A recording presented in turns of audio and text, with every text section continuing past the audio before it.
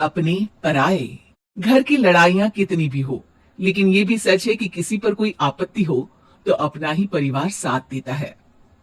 भैया, मेरे पीछे पुलिस लगी है, प्लीज मुझे बचा लो। रवि और राज दो भाई, लेकिन दोनों में कभी नहीं पची। अरे क्या हुआ छोटे, क्या कर दिया तूने? अरे कुछ नहीं भैया, मेरा दोस्त है ना राजू, वो मुझे लेकर बैंक गया था। मुझे नहीं पता भैया कि वो वहां बैंक लूटने जा रहा है। मैं उसके साथ बैंक में घुसते ही सीसीटीवी कैमरे में दिख गया हूँ। अब पुलिस मुझे ढूंढ रही है भैया, मुझे बचा लो। राज कुछ सोचता है, फिर कहता है, ओके, तुम यही रुको, मेरा एक दोस्त पुलिस में है, मैं बात करता हूँ। तभी वहां रवि की बीवी राज की बीवी के साथ आ जाती है। तुम लोगों के घर जब तक पुलिस का आना जाना है, बच्चों को यहीं छोड़ दो, उन पर असर ठीक नहीं पड़ेगा। तभी वहां पुलिस आ जाती है। चलो चलो, कौन है रवि, थाने चलो। मैंने कुछ नहीं किया, मुझे कुछ नहीं पता। अरे वो तो पुलिस स्टेशन चलकर ही पता चलेगा कि कुछ पता है कि नहीं, चलो। कहानी का फ्लैशबैक। भैया, मुझे मेरे मकान में हक चाहिए ही चाहिए। अरे लेकिन छोटे, अभी मेरे बच्चों पर काफी खर्चा है, तेरी भाभी की भी तबीयत ठीक नहीं रहती, बजट बिल्कुल नहीं है कि मैं अलग होकर रहूं। देख लो भैया, 1 महीना है तुम्हारे पास, जल्दी से घर खाली कर दो। अरे कैसी बात कर रहे हैं भैया, मेरे शरीर में अभी इतनी हिम्मत भी नहीं कि घर को खाली करे। तो क्यों अपना पोषण बेचा भाभी? अरे तुम तो जानती हो, पिताजी की बीमारी के कारण उन्हें हमारी जरूरत थी, कैसे आते पैसे। ससुर जी तो बूढ़े थे भाभी, उनकी बीमारी में भी पैसे लगाना कौन सा अकल का काम था। तो क्या पिताजी को मैं मरने के लिए छोड़ देता? अरे रवि, तू तो समझ, पापा को हमारी जरूरत थी, उन्होंने हमारे लिए हर वो काम किया जिससे हमें खुशी मिले। बैक टू रवि, जो जेल में बैठा है। ये मैंने क्या कर दिया था? मैं ना पिता का हुआ ना ही भैया का, मेरे साथ जो हो रहा है ठीक ही हो रहा है। तभी वहां पुलिस वाला आता है। रवि, तुमसे कोई मिलने आया है।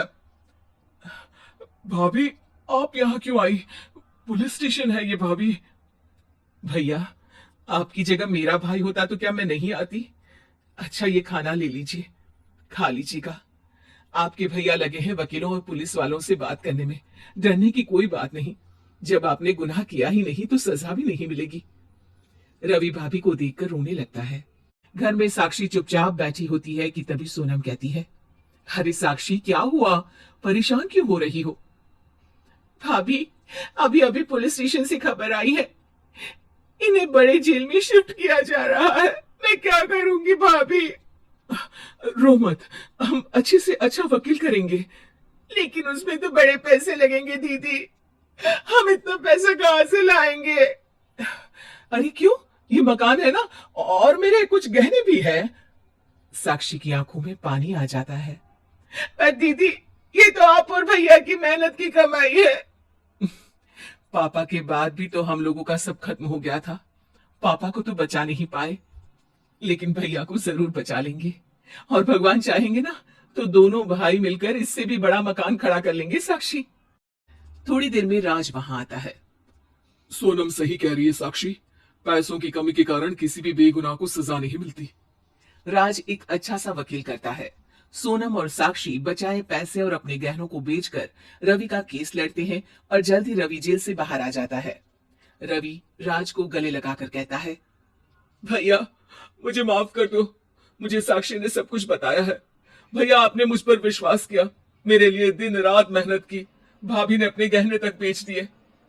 भैया, आपने तो पापा के लिए भी पैसे नहीं देखे, लेकिन मैं बहुत ही सेल्फिश निकला। भैया, एक आखिरी बार मुझे माफ कर दो, मैं शर्मिंदा हूं। अरे भाई, अपने तो अपने ही होते हैं, पापा ने हमारे लिए क्या नहीं किया, ये तुम्हें बताने की जरूरत नहीं है मुझे। और फिर तू तो मेरा भाई है, पैसे से बढ़कर रिश्ते होते हैं भाई।